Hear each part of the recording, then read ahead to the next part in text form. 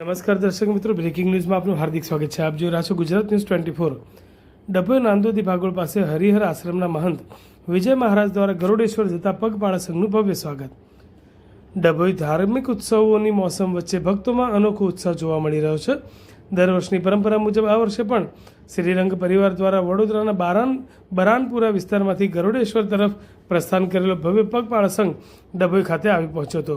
ડભોઈની ઐતિહાસિક નાંદોદી ભાગોળ પાસે આવેલા સુપ્રસિદ્ધ હરિહર આશ્રમ ખાતે પહેલી સવારે આ સંઘનું આગમન થતાં જ સમગ્ર વાતાવરણ ભક્તિમય બની ગયું હતું.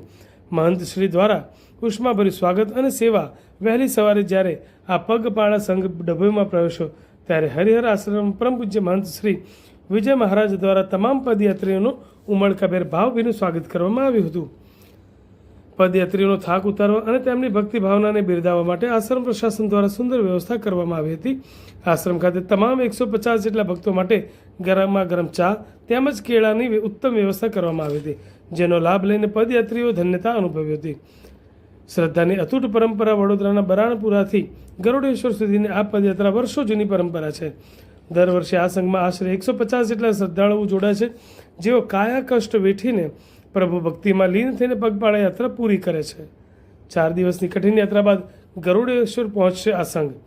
આ પદયાત્રા અંગે માહિતી આપતા સંઘના અગ્રણીઓએ જણાવ્યું હતું કે વડોદરાથી શરૂ થયેલ આ યાત્રા સતત 4 દિવસ સુધી ચાલશે. ચોથા દિવસે આ સંઘ ગરુડેશ્વર ખાતે આવેલ પવિત્ર મંદિરે પહોંચશે. ત્યાં પહોંચીને તમામ ભક્તો ભગવાનના દર્શન કરશે, વિશેષ પૂજા અર્ચના અને મહાઆરતી કરશે, તેમજ લોક કલ્યાણાર્થે પ્રાર્થના પણ કરશે. ગુરુદેવ દત્ત. વડોદરાથી ગરુડેશ્વર પદયાત્રા દર વર્ષે પૂજ્ય શ્રી વાસુદેવાનંદ સરસ્વતી સ્વામી મહારાજ ગરુડેશ્વર ધામમાં વડોદરાથી લગભગ 100 થી 150 માણસ દર વર્ષે ચાલતા પદયાત્રા જાય છે. એના માટે અમે મુકામ ડભોઈ ગામમાં પહેલે કરીએ છીએ રાત્રે.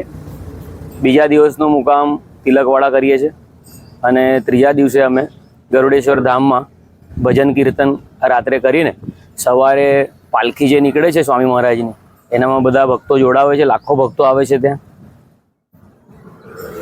આ દર વર્ષની પરંપરા છે. ગુરુદેવ.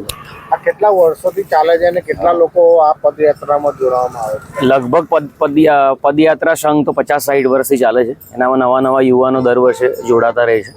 અને ત્યાં લગભગ ગરુડેશ્વરમાં તો લાખોની સંખ્યામાં દત્ત ભક્તો આવે છે.